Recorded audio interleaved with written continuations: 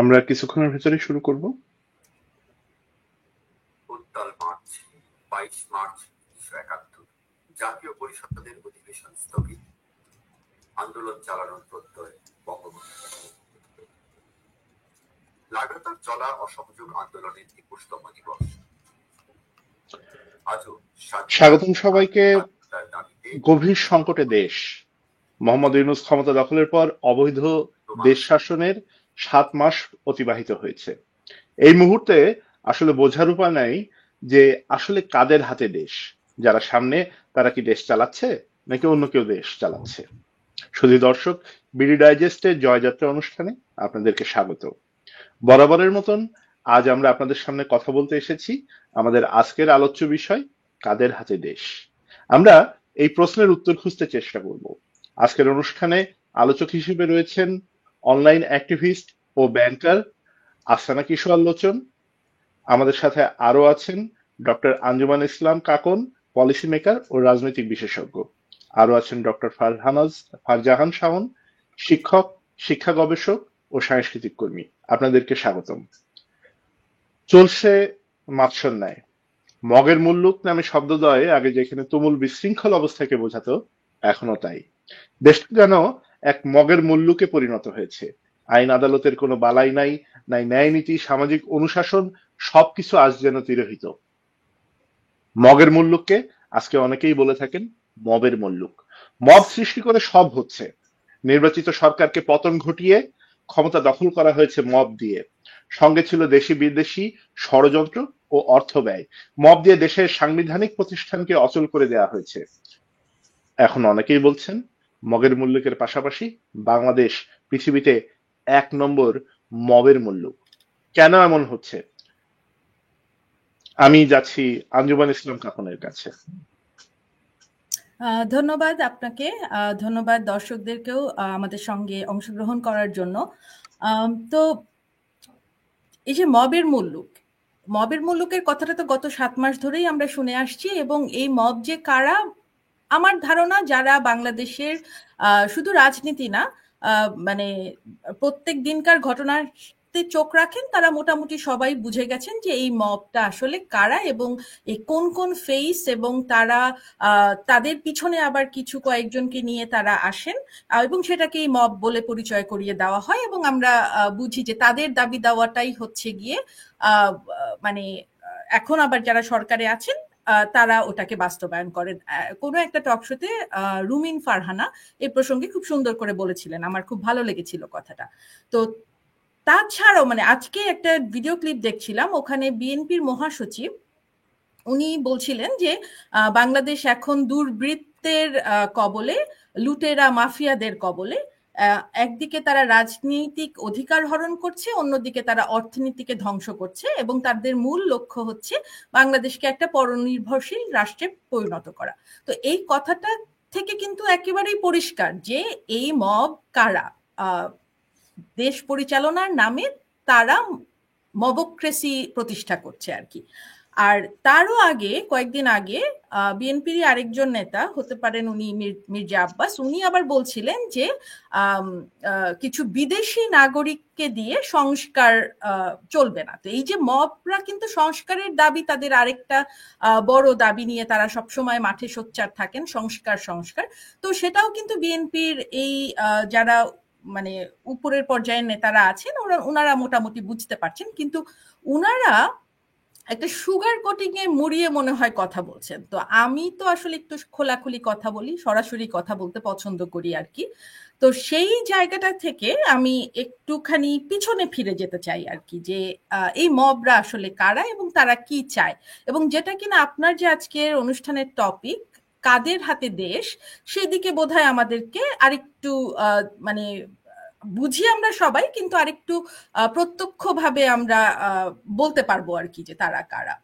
তো এই 5ই আগস্টের দিন থেকে শুরু করে এর পরের ঘটনাগুলি যদি আপনি দেখেন তাহলে বঙ্গবন্ধুর ভাস্কর্য ভাঙা, মুরাল ভাঙা থেকে শুরু করে পরে 32 নাম্বার পোড়ানো হলো।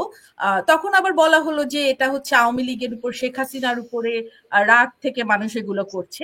কিন্তু তারপরে কিন্তু দেখলাম যে আরেকটু বেড়ে গেল, বীর শ্রেষ্ঠদের ভাস্কর্য ভাঙা হলো। তারপরে হচ্ছে বাংলাদেশের জাতীয় দিবসগুলো বাতিলের নামে ঠিক মতো 7ই মার্চ বাতিল হলো, 15ই আগস্ট বাতিল হলো, এবং তারপরে গিয়ে আবার আমরা দেখলাম সংবিধান দিবস যেটা 3রা নভেম্বর ওটা বাতিল হলো। আর তারপরেই আবার দাবি আসলো হচ্ছে সংবিধান বাতিল করতে হবে, কারণ হচ্ছে তারা সেকেন্ড রিপাবলিক করবে, গণপরিষদ ইলেকশন চায় তারা। তো তারপরে আবার গিয়ে দেখা গেল হঠাৎ করে আরেকজন ওই যে কি বলে না একটা দপ্তরবিহীন উপদেষ্টা, উনি আবার একটা মানচিত্র তত্ত্ব নিয়ে আসতেন, সেই 47 থেকে এখন পর্যন্ত 24, মাঝখানের কিছু আর কিন্তু নেই। উজিরে খামাখার কথা বলছেন আপনি? রাইট, ভুলে গেছিলাম, থ্যাংক ইউ সো মাচ। তো এই সমস্ত কিছু যদি আমরা একটা টাইম লাইনে নিয়ে আসি, তারপরে আবার যেটা যে 16ই ডিসেম্বর কোনো উদযাপন হলো না, 21শে ফেব্রুয়ারিতে প্রভাত ফেরিতে সেই যে আমাদের আমার ভাইয়ের রক্তে রাঙানো গানটাও ওভাবে হলো না, ওনারা বলছেন যে এটা নাকি শব্দ দূষণ হয়। তো আপনি আবার এই বছর 26শে মার্চটার দিকে যদি তাকান, বলা হচ্ছে যে ওনারা আনন্দের উৎসবের আমেজে নাই দেখে ওনারা এটাও ঠিক কুচকাওয়াজ বাতিল করলেন। পরে অবশ্য ওনারা বললেন ঢাকাতে যেহেতু বঙ্গবন্ধু, এখন অবশ্য বঙ্গবন্ধু জাতীয় স্টেডিয়াম নেই আর কি, ওটা এখন কোন একটা মানে এটার জন্য অবশ্যই 16ই ডিসেম্বরকেও হচ্ছে রেফারেন্স টানছেন, যেহেতু 16ই ডিসেম্বরে হয় নাই সেই কারণে 26শে মার্চেও হবে না, মানে নিজেদের আমলের বাকি 63 জেলায় হবে, শুধুমাত্র ঢাকাতে ওনাদের জায়গা নেই আর কি।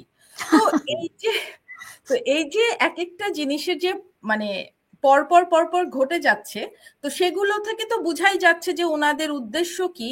তো এরপরে আবার যদি দেখি বাংলাদেশের নাম পরিবর্তন, সংস্কারের নামে নাম পরিবর্তনের একটা চেষ্টা হলো, তারপরে হচ্ছে আমাদের মূল নীতিগুলোকে ফেলে দিয়ে ওনারা ওনাদের মতো করে কি জনগণ মন তন কি সব ওনারা বলতে চান, তারপরে বহুত্ববাদ কি সব যেন কথাবার্তা বলতে চান। মানে এই যে আমাদের যে বাংলাদেশের যে ইতিহাস, বাংলাদেশের যে বিশ্বে যে আমাদের মানচিত্র, মানে সবকিছুর উপরেই ওনাদের একটা আক্রোশ। এবং সর্বশেষ যেটা দেখলাম গতকালকে আমাদের প্রেসিডেন্টকে নিয়ে, তো ওনারা একজন কি ABC এরকম একটা পার্টি আছে বাংলাদেশে, ওই পার্টির এক নেতা একেবারে মানে ভীষণ মানে 3.5 জন মানুষ নিয়ে ভীষণ দরাজ গলায় বলছেন আর কি যে ওনারা এই প্রেসিডেন্টকে সরিয়ে দিবেন এবং ওনারা সেনাবাহিনীকে ক্যান্টনমেন্ট আক্রমণ করবেন, রাইট, ক্যান্টনমেন্ট আক্রমণ করবেন। এবং তার আগে আবার এটার ইয়েটা তৈরি করা হলো, মানে প্রেক্ষিতটা তৈরি করা হলো গত 2-3 দিন ধরে, সেনাবাহিনীকে একটু বিতর্কিত করে তারপরে হচ্ছে মানে সেনাবাহিনীর কে মানে দপ্তরে ডেকে নিয়ে গিয়ে আওয়ামী লীগকে পুনর্বাসন, তারপরে আবার যে আরেকজন উপদেষ্টা খুব বাচ্চা করে একজন উপদেষ্টা আছেন কি আসিফ মাহমুদ সজীব ভুইয়া, তো উনি আবার বললেন লেদার আসিফ, কাকন লেদার আসিফ, সে সবসময় লেদারের জ্যাকেট পরে। আমি আচ্ছা এখন মনে পড়েছে, কেডস আসিফ বা লেদার আসিফ, বড় বড় কেডস রাইট। তো সেই উনি আবার বললেন যে সেনাবাহিনী প্রধান নাকি চাননি ডক্টর ইউনূস উপদেষ্টা হন। তো এই যে সেনাবাহিনীকে মানে একটা রাষ্ট্রের যেই মূল স্তম্ভগুলো প্রত্যেকটাকে ধ্বংস করতে করতে বিতর্কিত করতে করতে করতে এসে শেষ যেটা সার্বভৌমত্বের প্রতীক যে দেশপ্রেমিক সেনাবাহিনী, সেটাকেও এখন তারা আক্রমণ করবেন ক্যান্টনমেন্ট। তো এই পুরো জিনিসটাতে কি বুঝতে আর বাকি থাকে যে ওই যে ভয়েস অফ আমেরিকার সাথে প্রধান উপদেষ্টা একটা সাক্ষাৎকার দিয়েছিলেন যে তার নিয়োগকর্তা ছাত্ররা রিসেট বাটন চেপেছে এবং তাতে অতীত নিশ্চিতভাবেই মুছে গেছে। তো এখন কাদের কবলে দেশ? উনার নিয়োগকর্তা ছাত্ররা, এবং তারা হচ্ছে এই যে আমাদের যে স্বাধীনতা সার্বভৌমত্বের প্রতীক আমাদের যে সমস্ত ইনস্টিটিউশন গুলো সবগুলোকে ধ্বংস করছেন। সুতরাং খুব ব্যর্থভাবে বলতে চাই, বাংলাদেশ এখন স্বাধীনতা বিরোধীদের কবলে, এই দেশ এখন স্বাধীনতা বিরোধীদের কবলে। ধন্যবাদ আঞ্জুমান ইসলাম। আমি এই যে আপনি যে কথাগুলো বললেন, এই কথাগুলোর পরিপ্রেক্ষিতে আমি আফসানা কিশোর লোচনের কাছে যাব। যে ক্ষমতা দখলের পরে আমরা দেখছি যে সাংবিধানিক সকল প্রতিষ্ঠানকে আসলে ধ্বংস করা হয়েছে, হুমকি দিয়ে হাইকোর্টের সকল আহ, মানে হাইকোর্টে যাদেরকে পছন্দ না সেই বিচারপতিদেরকে তারা পদত্যাগে বাধ্য করেছে। রাষ্ট্রীয় রীতিনীতি শিষ্টাচারকে লঙ্ঘন করা হয়েছে। এবং আমরা একটা জিনিস খেয়াল করেছি 5ই আগস্টের পরে, আগস্ট মাস থেকে এটা শুরু হয়েছে, যে অর্থাৎ একটা জ্যেষ্ঠতার ভিত্তিতে আহ, আপনার যেটা হচ্ছে সচিবদের বিভিন্ন পদে পদায়ন করা হয়, সেখানে হচ্ছে একই দিনে বা 2 দিনের ব্যবধানে একজন 3 ধাপ পেরিয়ে সচিব হয়ে গেছেন, এরকম কিছু জিনিসও আমরা দেখেছি। হ্যাঁ, তো এই যে রাষ্ট্রীয় যেই ব্যবস্থা, এই ব্যবস্থাকে সম্পূর্ণভাবে ধ্বংস করে ফেলা হচ্ছে, প্রাতিষ্ঠানিক যে অবস্থা বা যে একটা সিস্টেম ছিল, এই সিস্টেমকে একদম ধ্বংস করে ফেলা হচ্ছে। এর মধ্য দিয়ে আসলে এই যারা এখন ক্ষমতায় আছে, যে অবৈধ সরকার এখন ক্ষমতায় আছে, তারা আসলে কাকে প্রতিপক্ষ বানাচ্ছে, বাংলাদেশকে কি প্রতিপক্ষ বানাচ্ছে? প্রশ্নটা আপনার কাছে করছেন। ধন্যবাদ বাঁধন। আমি এই কথাগুলো অনেক প্রোগ্রামে বলেছি, এখনো বলছি, মানুষকে মনে করিয়ে দেওয়ার জন্য এবং মানুষকে সংশ্লিষ্ট করার জন্য, যুক্ত করার জন্য সত্যিকার অর্থে। কারণ এগুলো বহুল চর্চিত শব্দ, বহুবার বলা শব্দ। বিদেশি শক্তি আমরা যেটা বলছি, আমেরিকা বা সিআইএ, তাদের যে টেক্সট বুক, সেই অনুযায়ী তারা যে কালার রেভুলেশন করে দেশে দেশে যেটা হয়েছে, এবং সাম্প্রতিক দৃষ্টান্ত হচ্ছে গিয়ে ইউক্রেন আমাদের সামনে। কালার রেভুলেশনের পরে সেখানকার সকল ধরনের সাংবিধানিক প্রতিষ্ঠানে যেগুলো আমরা বলি, সেগুলোকে ধ্বংস করে দেওয়া হয়, এটাই নিয়ম। এখন আপনি আমাকে জিজ্ঞেস করতে পারেন যে কেন? কারণ সাংবিধানিক প্রতিষ্ঠানগুলো যদি কার্যকর থাকে, তাদের যে নৈরাজ্য, সেগুলো সাফল্য লাভ করে না। আপনি দেখেন, প্রথম আক্রমণটা হয়েছে আমাদের 69টা কেপিআই এর উপর, থানার উপর, তাই তো?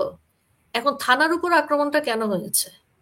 কারণ এপিআই বলতে আপনি কি পয়েন্ট ইনস্টলেশন কে বোঝাচ্ছেন, না?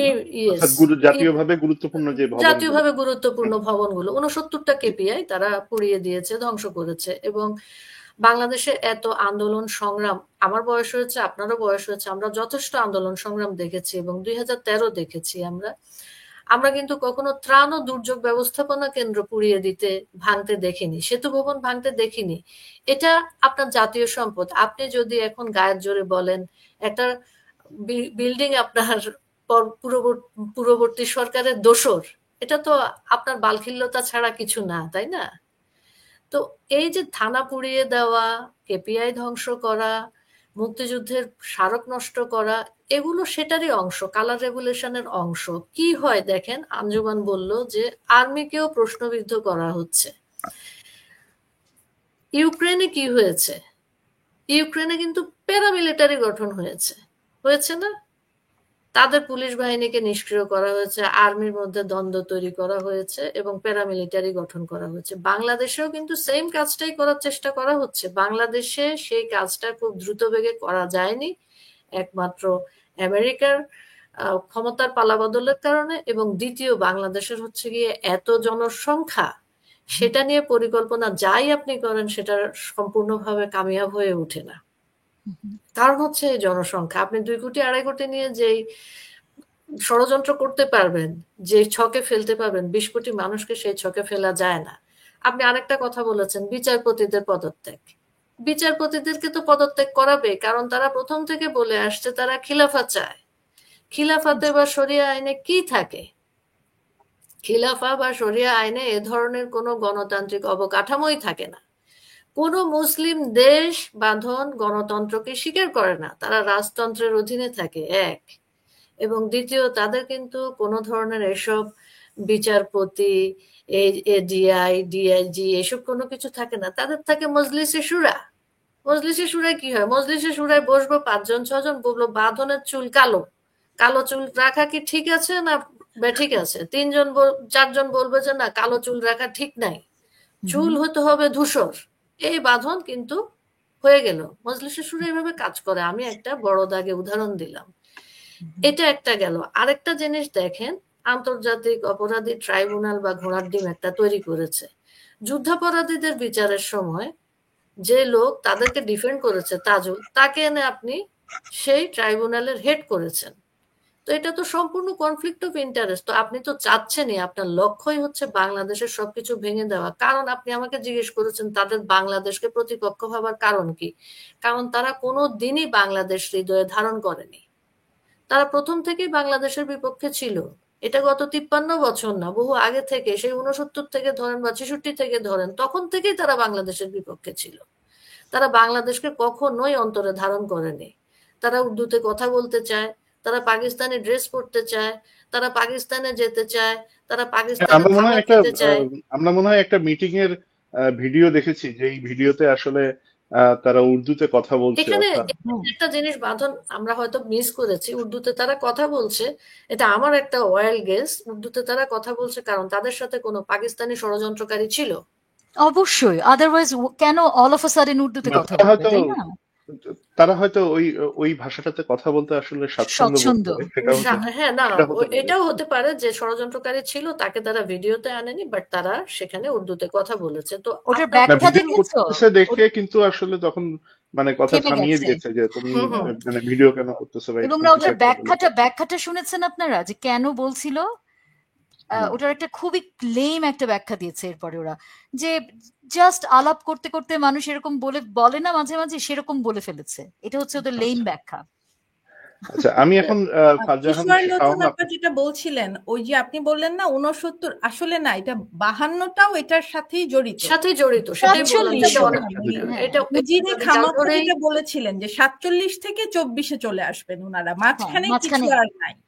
হুম। হ্যাঁ, এটা তাদের অন্তরে তখন থেকে ছিল। এই যে দেখেন বাঁধন, এর মধ্যে কিন্তু একজন আমাদেরকে কমেন্ট বক্সে কমেন্ট করেছে, আমি নিউজের সত্যি মিথ্যা জানি না, টেকনাফ থেকে 33 জন বিজেপি নিখোঁজ, কোন সাংবাদিক এই খবর নিউজ করছে না কেন?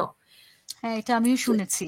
হ্যাঁ, দেশের এই যে এটা এখন বাংলাদেশের যে অবস্থা, বাংলাদেশের যে পরিস্থিতি, সেখানে আসলে কোনো মিডিয়া এখন স্বাধীন নাই। মিডিয়াগুলোকে আসলে যেভাবে আপনি যে একটু কন্ট্রোল আগে করা যেটা হচ্ছে, বলছিলেন যে এই যে রাষ্ট্রীয় যে কেপিআই গুলোকে ধ্বংস করা, তার ভিতরে একটা, যদিও এটা ইনস্টিটিউশন, কিন্তু মিডিয়াটা হচ্ছে প্রথম যেটা তারা একেবারে কবজা করে ফেলেছে, এবং কবজা করে একটা ফেলেছে। রাষ্ট্র ধ্বংসের জন্য, যে কারণে আমাদেরকে 71 সালেও কিন্তু আমাদেরকে স্বাধীন বাংলা বেতার কেন্দ্র তৈরি করতে হয়েছিল, কারণ রাষ্ট্রীয় কোনো মিডিয়াতে তো কোনো যে খবর আসে কারণে আমরা আজকে এখানে বসে কথা বলছি এত দূর থেকে। হ্যাঁ, আমরা এই যে শনিবার বিদেশে আমাদের উইকেন্ড, বিদেশে আমরা বসে কথা বলতে সকালবেলা কেন হচ্ছে। কথা বলছি? এই হুম। জন্য এক্স্যাক্টলি। আচ্ছা, তো আমি আসলে ফারজাহান শাওন আপনার কাছে যাব। সরকারের এক আদেশে দেশের সকল নির্বাচিত জনপ্রতিনিধিদের অপসারিত করা হয়েছে। আবার নির্বাচিত না হলেও আদালতের এক আদেশ দিয়ে চট্টগ্রামের বিএনপি দলীয় এক নেতাকে মেয়র হিসেবে নিয়োগ দিয়েছে। দেশে কোনো নির্বাচিত জনপ্রতিনিধি নাই। যারা সরকারে আছে তারাও নির্বাচিত না, যারা স্থানীয় সরকারের তারাও নির্বাচিত না। অর্থাৎ এই যে এক ধরনের দ্বিচারিতা চলতেছে, যে মানে বাংলাদেশে কোনো জায়গায় কোনো নির্বাচিত সরকার যে প্রতিনিধি তাদেরকে রাখা হবে না বা রাখা যাবে না। আবার ওনারা নিজেরাই অনির্বাচিত একজনকে নিয়ে এসে, এক রাজনৈতিক নেতাকে নিয়ে এসে জনপ্রতিনিধির যে আসন, সে আসনটাতে বসায় দিলেন। হ্যাঁ, এই যে এক দেশ দুই নীতি, অর্থাৎ মানুষের কথা বলার যে জায়গা, মানুষের যে ম্যান্ডেট, মানুষ যে জনগণ যেই কাজগুলো আসলে কিছু মানুষকে দায়িত্ব দিয়ে এই অফিসগুলোতে পাঠায়, সেই জায়গাটা ধ্বংস করে আসলে এখন যে দুই নীতিতে চলছে দেশ, এই দুই নীতিটা কেন, তাদের আসলে উদ্দেশ্যটা কি, বা তারা কেন এই অবস্থানে গিয়ে গেল, আপনার কাছে প্রশ্ন। একটু মজার ট্যাগ দিয়েছেন আপনি, মানে শব্দটা বলেছেন বাক্যাংশ, এক দেশ দুই নীতি।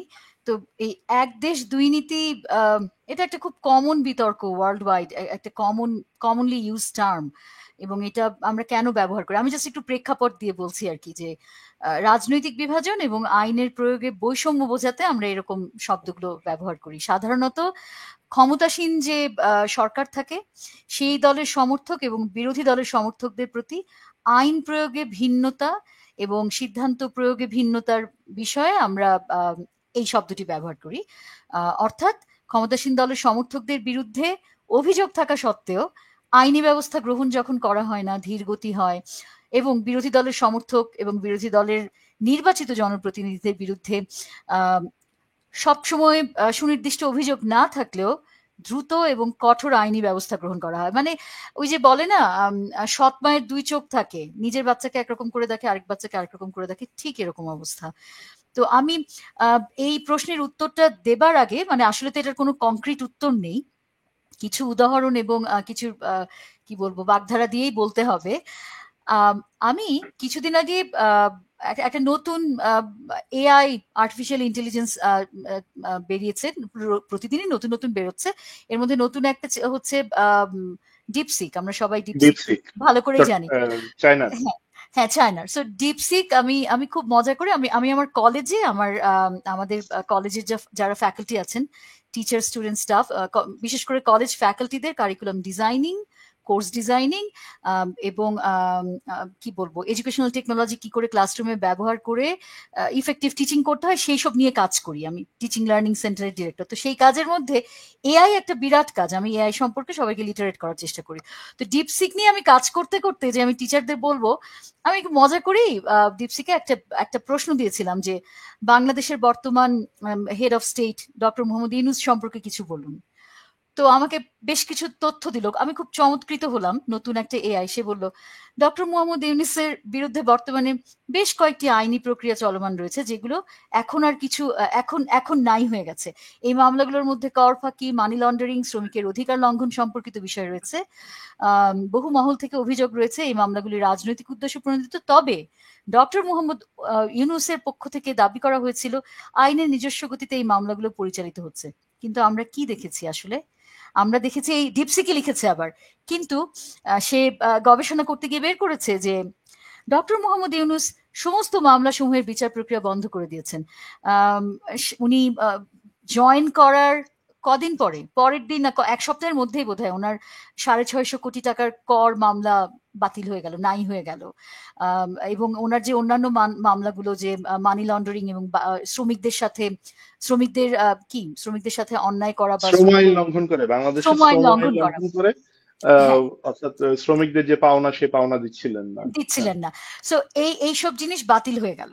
এবং এই বিষয়ে আমাকে ডিপসিক যা বললো, আমি ইচ্ছে করে বলছি এগুলো because this is very relevant. এই বিষয়ে কোনো নিরপেক্ষ এবং যাচাইকৃত তথ্যই পাওয়া যাচ্ছে না। এর কারণ কি?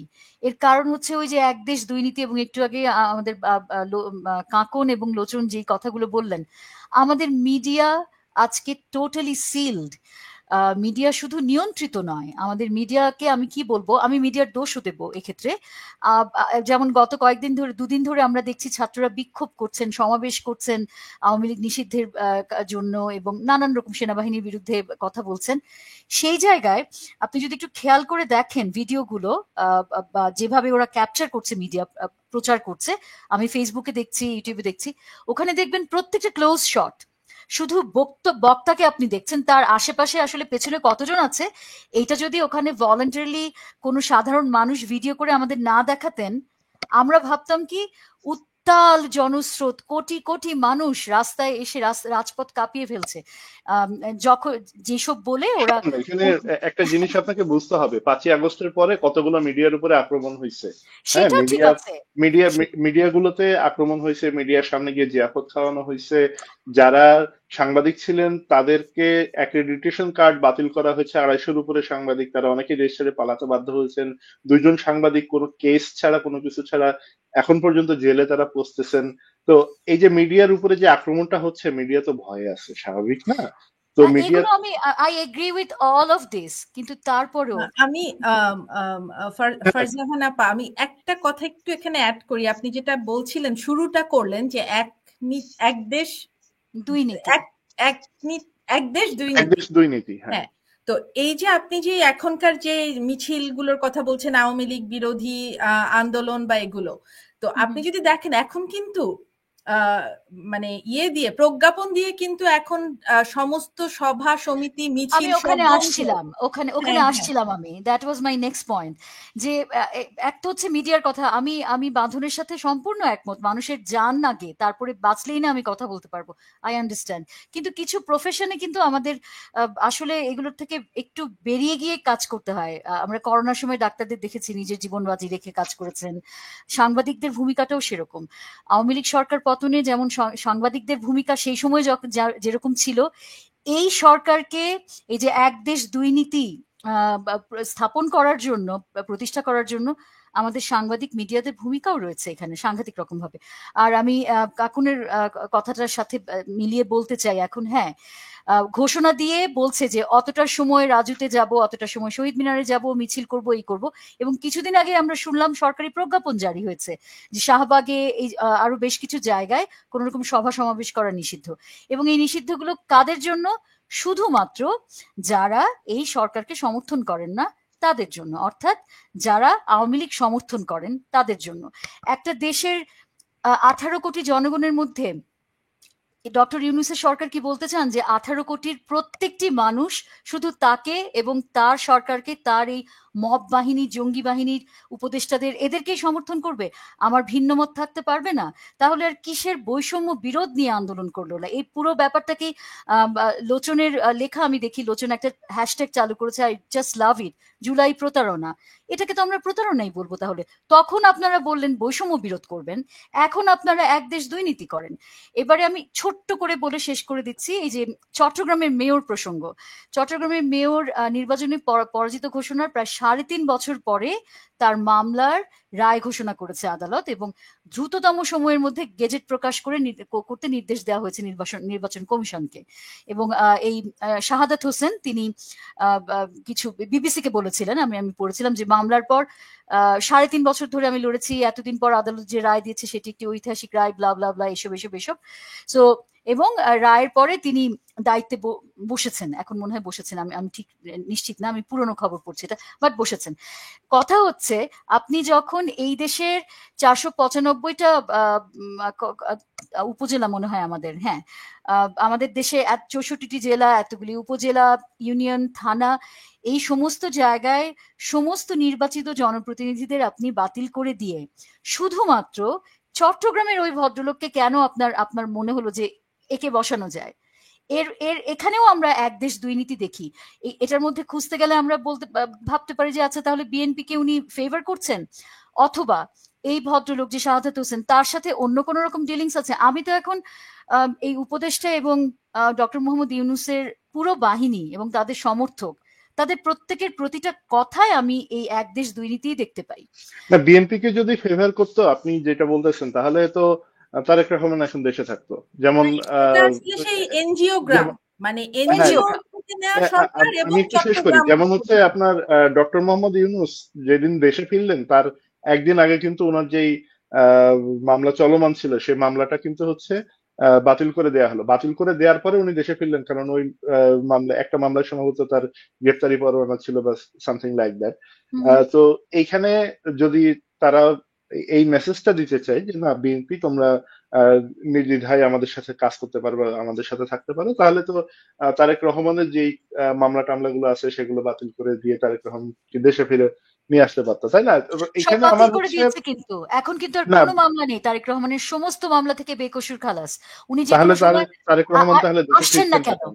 এটা তো আমাদেরও প্রশ্ন যে ওখানে কি ভেতরে কি মানে এক দেশ দুই নীতির সাথে আমাদের আজকের প্রশ্ন মনে হয় এইটাও আমাদের সবার মনে প্রশ্ন যে আসলে এখানে সরকারটা কে চালাচ্ছে, এর পেছনের আসলে এদের চিন্তাটা কি, এরা কি চায়? এবং আমি আফসানা কিশোর, হ্যাঁ আপনাকে ধন্যবাদ আপা। আমি কাকুনের কাছে যাচ্ছি, ডক্টর আঞ্জুমান ইসলামের কাছে যাচ্ছি।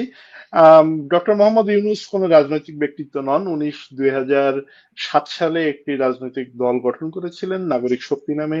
সেই নাগরিক শক্তি পরে উনি যেটা বলেছেন যে আসলে জনগণের সাড়া পাওয়া যায় না, এই কথা বলে উনি সেই রাজনৈতিক দলটাকে বন্ধ করে দিলেন।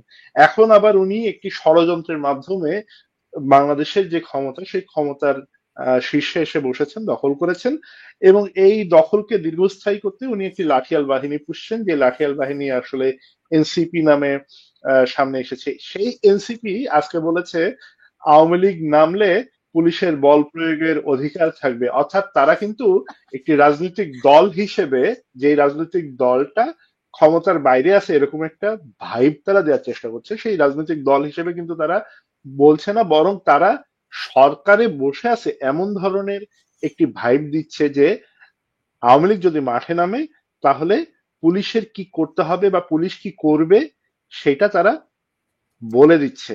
হ্যাঁ, তো এই জায়গাটাকে আপনার কাছে কি মনে হয়? আপনি আপনি কিভাবে বিশ্লেষণ করবেন এই জায়গাটাকে? প্রথম কথা হচ্ছে আহ, এই যে ডক্টর মোহাম্মদ ইউনূস, উনার কোন কথাটাকে যে আমরা কিভাবে ধরবো, আমরা মানে উনি তো নিজেই একজন মানে রহস্যময় ব্যক্তিত্ব আছেনই, কারণ উনি আগে আমরা একটু বাংলাদেশে ওনাকে নিয়ে একটা রহস্য যদিও ছিল, কারণ উনি বাংলাতে কোনো সাক্ষাৎকার দিতেন না। তো এখন সেই রহস্যটা অনেকখানি ভাঙছে। তো একটা জিনিস আমি মোটামুটি যেটা বুঝতে পারি আর কি, সেটা হচ্ছে যে এই নাগরিক শক্তি উনি করতে চেয়েছিলেন। তার আগে একটু যাই, 1992 সালের একটা যাই যাই দিন পত্রিকা দেখেছিলাম। সেখানে কিন্তু ছিল যে উনি ওই সময় উনার একটা রাজনৈতিক দল করার ইচ্ছা ছিল, সেটার নাম ছিল, দেওয়ার ইচ্ছা ছিল উনার আমার দল। তো এটা অনেক পুরনো একটা ব্যাপার। এবং তারপরে উনি যখন 96 সালেও কিন্তু উনি উপদেষ্টা ছিলেন, উনি তো জেনারেল ম্যাথস এডুকেশনের বোধহয় উপদেষ্টা উনি ছিলেন। এবং ওই সময়কার আরো যারা উপদেষ্টা ছিলেন, অর্থ উপদেষ্টা বোধহয় ছিলেন এখনকার যিনি গভর্নর বাংলাদেশ ব্যাংকের, উনি ওই 96 সালের তত্ত্বাবধায়ক সরকারের উপদেষ্টা ছিলেন। তো এরকম সবাইকে নিয়ে উনি করেছেন। তো এখন যেটা উনি করেছেন, উনি যেটা মানে এটা উনার সেই মেটিকুলাস প্ল্যানের অংশ কিনা বলতে পারি না, যে মানে এখনো ওটা খোলাসা হয়নি, সবকিছুই খোলাসা হচ্ছে আস্তে আস্তে।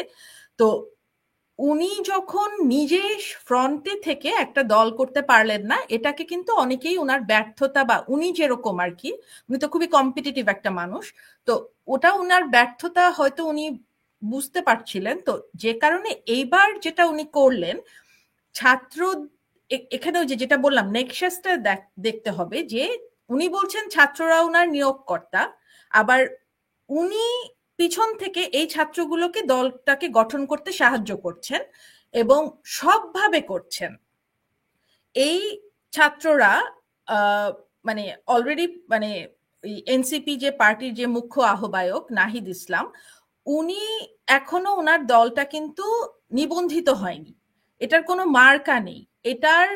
হ্যাঁ, ওনারা দক্ষিণ আর উত্তর দিকের কিছু আহ্বায়ক নিয়োগ দিয়েছেন, যারা একটু মিটিং টিটিংও করছে। সেই মিটিং এ কয়জন লোক হয় যে যেটা বলছিলেন, সেটা কিন্তু আমরা দেখতে পারি না, ওনাদের কথাগুলো আসে।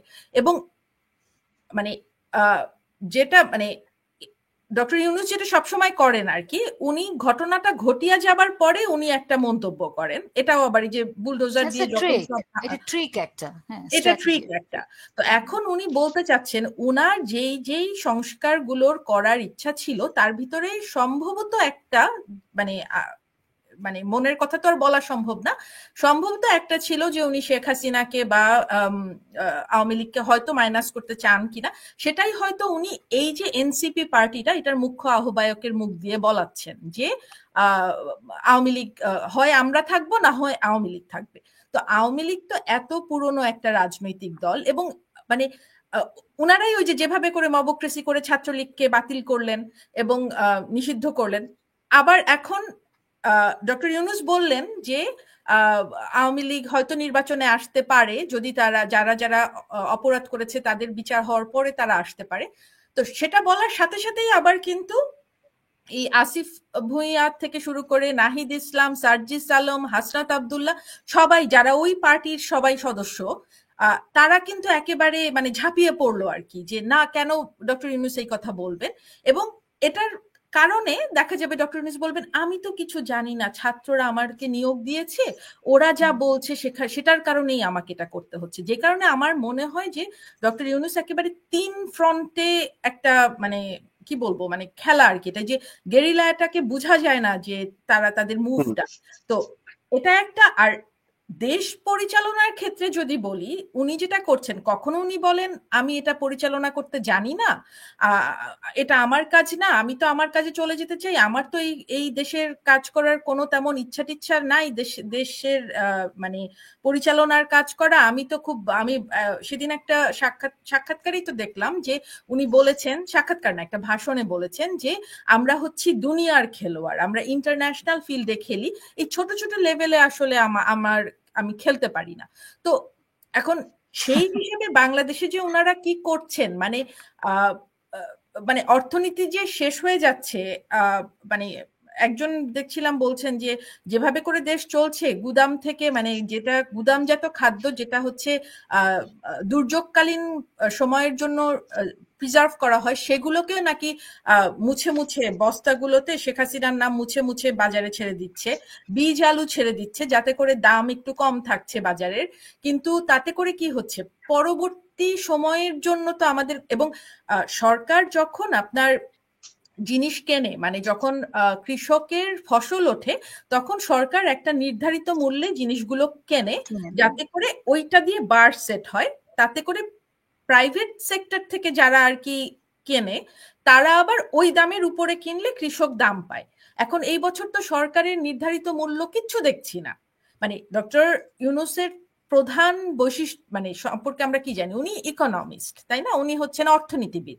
তো এই জায়গাটাতে তো ওনার কিছুটা অর্থনীতিতে গুরুত্ব রাখার কথা ছিল তাই না, যে কৃষকরা দাম পাচ্ছে না দেখে কৃষকরা তো মাঠের যে ফসল সেই মাঠের ফসল মাঠেই নষ্ট করছে। আমরা এই তো মাটি নষ্ট করছে। দেখছি যে এবং 13 টাকা করে হচ্ছে আপনি একটা তাদের জিনিস হচ্ছে চিন্তা করে দেখেন যে বিক্রি করা বাংলার হচ্ছে। ফসল যদি মাঠে নষ্ট হয় এবং ওনারা যদি দাম না পান পরবর্তী সময়ের মানে পরবর্তী যে কৃষিকাজের জন্য ওনারা সার কিনবেন কি দিয়ে, বীজ কিনবেন কি দিয়ে, মানে কিভাবে কি হবে। আমি তো দেখছি যে মানে এই সরকার আর বেশি দিন থাকলে তো আসলে মানে এখনো কিন্তু সরকারটা টিকে আছে গত সরকারের তৈরি করা বেইজের উপরে, এবং একটা ফাইন্যান্সিয়াল ইয়ার গেলে ওই বেসটা তো আর থাকবে না। একটা বাজেট করে দিয়ে গেছিল পাশ করে, এখন তো কোনো অ্যাকাউন্টেবিলিটি নাই। তো এই যে জুন মাস আসছে, জুন মাসে যে নতুন বাজেট দিতে হবে সেই বাজেটটা প্রণোদনী মানে দিবেই বা কে এবং সেটা পাস হবে কি করে, ওটা I have no clue how this government will is running and how it will sustain in ওই যে long run. টাকা ছাপিয়ে ছাপিয়ে যে কয়েকশো হাজার কোটি টাকা করে টাকা ছাপাচ্ছে। তো আমরা যে সমন্বয়ক নামে যে লাঠিয়াল বাহিনীর কথা আমরা দেখলাম, জানলাম, বুঝলাম, এরা আজকে যে মাঠে নেমেছে, দেখলাম যে আওয়ামী লীগকে নিষিদ্ধ করা এবং আওয়ামী লীগের নিবন্ধন বাতিল করা, এই বিষয়গুলো নিয়ে তারা মাঠে আছে এবং তারা বলতে চাচ্ছে, তারা একটা হাইপ তুলেছে যে আর্মি থেকে তাদেরকে বিভিন্ন ধরনের নির্দেশনা দেওয়া হয়েছে, একটি মিটিং এর কথা বলা হচ্ছে। এখন এই মিটিং এর বাইরে এসে বা এই মিটিং এর যে কথা বলা হচ্ছে সত্য কি মিথ্যা আমরা সেটাও জানি না, কিন্তু তারা একটা হাইপ তুলে তারা মাঠে নেমে এসে তাদের যেই চিন্তাটা, তাদের যেই দাবিটা, সেই দাবিটাকে সামনে তুলে ধরছে। হ্যাঁ, এই দাবিটার মধ্য দিয়ে আওয়ামী লীগকে নিষিদ্ধ করে আওয়ামী লীগকে রাজনৈতিক যেই বাতাবরণ আছে সেইখান থেকে সরায় দিয়ে এরা পুরো দেশটাকে হচ্ছে নিজেদের নিয়ন্ত্রণে নিতে চাচ্ছে। হ্যাঁ, এবং এটা হচ্ছে রাজনৈতিক একটি প্রতিহিংসার একটি রাজনীতি এখন চলছে। এইখানে প্রশাসনও আসলে কিছু বলতেছে না, আর্মির পক্ষ থেকেও আমরা কোনো ধরনের বক্তব্য পাই নাই এই ধরনের দাবিগুলোর বিরুদ্ধে। এই যে একটা ডামাডোলের ভিতরে চলছে বাংলাদেশ, এই ডামাডোলের ভিতর থেকে আসলে আমরা কি উদ্ধার করতে পারতেছি? লোচন, আপনার কাছে যাচ্ছি, আফসানা কিশোর, যে এই ডামাডোল যে চলতেছে বাংলাদেশে, এই ডামাডোলের ভিতর থেকে আসলে আমাদের কোন ইনফরমেশনটা আসছে বা কোন দিকটা দেখে আমরা কি বুঝতেছি? আপনার কাছে কি মনে হচ্ছে? আমি একটু আপনার কাছে জানতে চাই। মানব, এটা কিন্তু খুব সিম্পল একটা বিষয়। আপনি জানেন, আমি জানি, আমরা জুলাই, আগস্ট, সেপ্টেম্বর, অক্টোবর বহুবার বলেছি এই জিনিস। আমরা বলছি যে মবন্বয়ক, মব লিঞ্চিং, ঠিক আছে, মব লিঞ্চিং হচ্ছে দেশে, মবন্বয়কদের হাতে তুলে দেওয়া হয়েছে। এখন তারা নিজের মুখে আপনি দেখেন বহুবার, তাদের তো ফেসবুক শাসিত সরকার, ফেসবুক শাসিত দেশ, ফেসবুক শাসিত সরকারের মাধ্যমে এবং ফেসবুক শাসিত উপদেষ্টাদের মাধ্যমে তারা কোনো কিছু ভাত খাওয়ার আগেও ফেসবুকে গিয়ে স্ট্যাটাস দেয়। আমি এই বিষয়ে আমার জানার হয়তো ঘাটতি আছে। একজন সরকারি কর্মচারী, সে মন্ত্রী হোক, উপদেষ্টা হোক, প্রধান উপদেষ্টা হোক, কোনো কিছু সরকারের বা অন্য দেশের সাথে কূটনৈতিক বিষয় ফেসবুকে গিয়ে দেওয়ার স্ট্যাটাস দেওয়ার রীতি আছে কিনা এটা আমাকে সত্যিকার অর্থে জানতে হবে। এখন আপনি বলছিলেন যে মবন্বয়ক, লাঠিয়াল বাহিনী, তারা তাদের প্রত্যেকটা প্রোগ্রামে গিয়ে বলছে যে তারা 138টা কিশোর গ্যাং এর মাধ্যমে ক্ষমতায় এসেছে, তাদেরকে কাজে লাগিয়ে তারা ক্ষমতায় এসেছে। এবং এই কিশোর গ্যাং এর বিভিন্ন ছেলে পেলে তারা গর্বের সাথে বলছে, হ্যাঁ এটা আমি, এটা আমি, হ্যাঁ আমি এই কাজ করেছি, সেদিন আমি সেতু ভবনে যে আগুন দিয়েছি, যে ভেঙেছে, যে দেখেন আমাকে, দেখেন আমাকে, দেখেন। তো এই কিশোর গ্যাং এর উপর ভর করে ক্ষমতায় এসছে ইউনূস সরকার। সেই কিশোর গ্যাংকে তারা কেন ধরবে, কেন তারা আইনের আওতায় আনবে, সেটা আর্মি হোক প্রশাসন হোক, কেন আনবে? তাদের উপর ভর করে তারা ক্ষমতায় এসছে, এবং তারা এখন যে ধরনের অপকর্মগুলো চালাচ্ছে, হত্যা, খুন, রাহাজানি, ডাকাতি, ধর্ষণ, এগুলা তো তাদের মনের ইচ্ছা, অভিপ্সা। এই অভিপ্সা তো ইউনূস নিজে মাঠে নেমে করতে পারছে না, লেদার আসিফ নিজে মাঠে নেমে করতে পারছে না, কাদেরকে দিয়ে করাবে? এই কিশোর গ্যাংদেরকে দিয়ে করাচ্ছে। এই কারণে এদেরকে অনেকটা ইন্ডেমনিটি দিয়ে রাখা হয়েছে। ইন্ডেমনিটি তো আগে কাগজে কলমে দিয়েছেই, হুম। পুলিশ হত্যা করে ঝুলিয়ে দেওয়া হয়েছে। আপনার সেখানে বলছে যে 15ই আগস্ট পর্যন্ত কোন রকমের হত্যাকাণ্ডের বিচার করা যাবে না। এবং ভেরি ইন্টারেস্টিং বাঁধন, তাদের কথায় হাগার হাগার মানুষ মরে গিয়েছে, হাগার হাগার রক্তের উপর দিয়ে, লাশের উপর দিয়ে তারা ক্ষমতার অমুক তমুক, এই ধরনের ডায়লগ আমরা অনবরত শুনতে থাকি। উত্তাল আন্দোলন হচ্ছে, যেমন এরকম উত্তাল আন্দোলন। আচ্ছা, তাদের ভাষায় এটা হতেই পারে, এটা তাদের রাজনৈতিক ব্যাখ্যা হতেই পারে, মানুষের সাথে মানুষের ভিন্ন মত থাকতেই পারে, সেটাকে আমি অসম্মান করি না।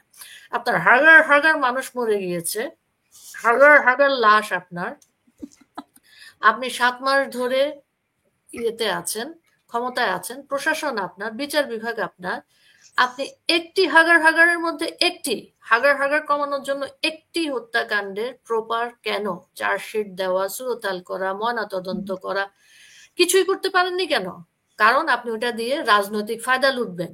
আপনি প্রত্যেকটা জায়গায় ফকিরের মতন আপনার গ্রাফিতির বইটা শুধু নিয়ে যাবেন। রাজনৈতিক না, অর্থনৈতিকও। এদেরকে দেওয়া টাকার কথা বলে যে কত টাকা খরচ করা হচ্ছে। আপনি ওই গ্রাফিতির বইটা নিয়ে যাবেন ফকিরের মতন সর্বত্র, আমাদের জুলাই জুলাই, আমার জুলাই জুলাই করতে থাকবেন আপনি, সেটা নিয়ে যাবেন। এবং আপনি এটার কোনো আইনি ব্যবস্থা করবেন না, আইনি কোনো প্রক্রিয়া সম্পন্ন করবেন না, এটার থেকে রাজনৈতিক ফায়দা লুটার জন্য। এবং very offending, what is July expressway? এগুলো কি? 36 জুলাই। 36 জুলাই। আর না, আরো একটা কারণ হচ্ছে ক্ষমতা ছেড়ে যাবে না দেশ, এরকম থাকলে বিচার ঝুলতে থাকবে। মানে ওদের তো মূল লক্ষ্য আওয়ামী লীগের বিচার করা, তো মানে সমস্ত আওয়ামী লীগের বিচার তো করা না, মানে হত্যাকাণ্ডের বিচার আওয়ামী লীগ না, তারা শাহবাগেরও বিচার চায়, সব কিছুর বিচার। শাহবাগেরও বিচার না, বিচারটা হচ্ছে বাংলাদেশের মানুষের বিচার হচ্ছে। মানুষের এক্স্যাক্টলি। তো ওদের তারা যেহেতু বাংলাদেশকে ধারণ করে, তারা যেহেতু বাংলাদেশে বসবাস করে, হাগার হাগার যারা পরিকল্পনাকারী, তাদের ছেলেমেয়েরা দেশে বসবাস করে না কেন? হ্যাঁ, এক্স্যাক্টলি, ওদেরকে নিয়ে আসো। আপনি দেখেন শিক্ষক নেটওয়ার্কের যেসব জালিমেরা এই জিনিস করেছে, তারা আগস্ট মাসে তাদের ছেলে মেয়ে বিদেশে পাঠিয়ে দিয়েছে, তাদের একজনেরও ছেলে মেয়ে দেশে নেই, এই হাগার হাগার কেউ ছেলে মেয়ে দেশে নেই, এবং রিভার্স ব্রেন্ডেও কেউ ফেরত আসছে না। তারা বিচার করছে বাংলাদেশের মানুষের যে একটা সক্ষমতা তৈরি হওয়ার সুযোগ ছিল, সেটাকে বিনষ্ট করে দিয়ে, এবং বিশেষ করে নারীদেরকে নিষ্পেষিত করে ঘরে তুলে দেওয়ার জন্য মোল্লাদের ওই চরম এক ধরনের কি বলবো লালসা চরিতার্থ করার জন্য, যে মোল্লাদের সারা জীবনের যে লালসা ছিল, সেই লালসা চরিতার্থ করার জন্য তারা একটা টুল হিসেবে কাজ করছে। এখানে তারা দেশের বিরোধিতা তো করছেই, তারা বাংলার মানুষের বিরোধিতা করছে, বাংলার মানুষের অধিকার, সার্বভৌমত্ব এবং নারীদেরকে নিয়ে তারা ছিনিমিনি খেলছে। আমি এখানে আরেকটুখানি অ্যাড করি কিশোর লোচনাপা, যে এই যে আপনি বলছিলেন যে এই যে মানে মোল্লা গোষ্ঠী বা নারীদেরকে যে ঘরে ঢুকানোর এই ব্যাপারটা, এখানে এই যে এতগুলো ধর্ষণ হলো, আমরা মানে এটা তো কি বলবো, মানে এটা হার্ট ব্রেকিং। এবং রমজানের ভিতরে প্রত্যেক দিন 8টা 10টা 20টা করে দেখছি। ডক্টর ইউনূস কিন্তু এখন পর্যন্ত সেগুলো নিয়ে কোনো কথা বলেন। ডক্টর ইউনূস কেন? বাঁধন পয়েন্ট টু বি নোটেড, বাগুড়ার সেই বাচ্চার লাশের উপর দিয়ে শাবিন মুর্শিদ আমেরিকা চলে গিয়েছে সম্মেলনে।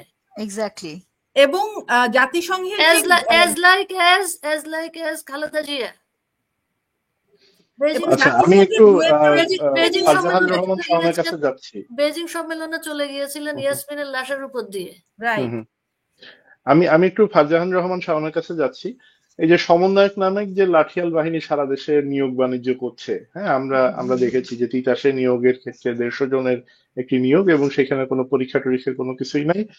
কিছু মানুষ, অর্থাৎ যারা সরকারে আছে বা যারা সরকারের বাহিরে আছে, তাদের সুপারিশে কিছু মানুষ নিয়োগ হয়েছে।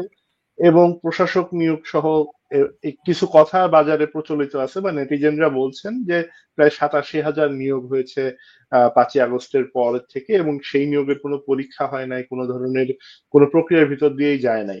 হ্যাঁ, তো এই যে এই নিয়োগগুলো হচ্ছে এবং এই নিয়োগগুলোকে কেন্দ্র করে একটি বাণিজ্য চলছে এবং কোটি কোটি টাকার একটা বাণিজ্যের কথা আমরা শুনছি, এই যে চাঁদাবাজি চলছে, এর যে এই নিয়োগগুলোর ভিতর দিয়ে যে প্রভাবটা জনমানুষের উপরে পড়ছে, সেই প্রভাবটা আসলে কতটা সুদূর প্রসারী হতে পারে আপনার কাছে কি মনে হয়, শাওন? প্রভাব তো সুদূর প্রসারী, মানে ভয়াবহ প্রভাব। একজন শিক্ষক এবং শিক্ষা গবেষক হিসেবে আমি বলতে পারি, বলতে চাই আসলে যে আগামী অন্তত 2টো জেনারেশনকে আমরা শেষ করে দিয়েছি, ধ্বংস হয়ে গেছে আমাদের। এবং প্রভাবটা এতটাই সুদূর প্রসারী হবে যে আমাদের তো সিস্টেমগুলো সব ভেঙে ফেলছে এরা। এদের মূল কাজ হচ্ছে প্রত্যেকটা সিস্টেমকে ভেঙে দেওয়া। সিস্টেম ভেঙে গেছে এবং মানুষ এখন যে আগে যারা সাধারণ, যে আমাদের মধ্যে কিছু নীতি নৈতিকতা বোধের একটা একটা সাধারণ শিক্ষা আমাদের মধ্যে ছিল, একটা রাস্তার একেবারে খেতে না পাওয়া আমরা যাদের টোকাই ডাকি, রাস্তার ছেলেরাও জানে যে কারো জিনিস না বলে নেওয়া ঠিক না, এটা অন্যায়। আমাদের সমাজ থেকে এই নীতি নৈতিকতার বিষয়গুলোই নাই হয়ে যাচ্ছে। এবং দ্য আয়রনি ইজ, এরাই হচ্ছে ইসলামের ধ্বজা, ধর্মের ধ্বজা, নীতির ধ্বজা উড়িয়ে নাকি এই আন্দোলন করেছিল। কত বড় প্রতারণা! তো প্রভাবটা হবে এরকম যে অচিরেই আমরা যদি এটাকে সামাল দিতে না পারি, আমরা যদি ব্যর্থ হই, আমরা বলছি যারা এখনো চোখে ঠুলি, কানে তুলো, পিঠে কুলো না বেঁধে মুখ খুলে কথা বলার চেষ্টা করছেন আমাদের মতো, তারা যদি এটাকে সামাল দিতে না পারি, যেটা হবে যে দেশে একটা একটা ভয়াবহ রকমের অনিয়ম, এবং এই যে আপনি যে শব্দটা দিয়ে শুরু করেছিলেন মাৎসন্যায়ের মহোৎসব হবে এদেশে। এদেশের কিচ্ছু থাকবে না। আমি আমার আগের দুজন বক্তার কথার সূত্র ধরে বলছি, যেটা এটার সাথেও মেলে আমার প্রশ্নের সাথে, যে এই যে কেপিআই গুলো ধ্বংস করার কথা মাহিন সরকার নামে একজন উপদেষ্টা খুব বোস্টফুলি বিভিন্ন জায়গায় বলেছেন। ওনার এই ভিডিওটা ভাইরাল ভিডিও, আমরা সবাই উপদেষ্টা দেখেছি। না, উনি সমন্বয়ক উপদেষ্টা ছিলেন। না, সরি, সমন্বয়ক। সমন্বয়ক, হ্যাঁ। জি। সমন্বয়ক আর উপদেষ্টার মধ্যে আমি আসলে খুব একটা পার্থক্য পাই না। যাহা সমন্বয়ক তাহাই উপদেষ্টা, একই তারা মুদ্রার একই মুদ্রার এপিটোপিট, ভাইস ভার্সা, ভাই ভাই সহোদরেরা। সো উনি বলেছিল যে কি, যদি মেট্রো রেল না পোড়ানো হতো, পুলিশদের না ঝুলিয়ে রাখা হতো, তাহলে তো এই আন্দোলন সফল হতো না। এসবের জন্যই ওরা করেছে। এবং দেখেন, এই কথাগুলি সে বোস্টফুলি বলছে, এটা কেউ কেউ দেখেও এর কোনো বিচার করা তো দূরে থাক, কেউ এটা নিয়ে কথাও বলছেন না।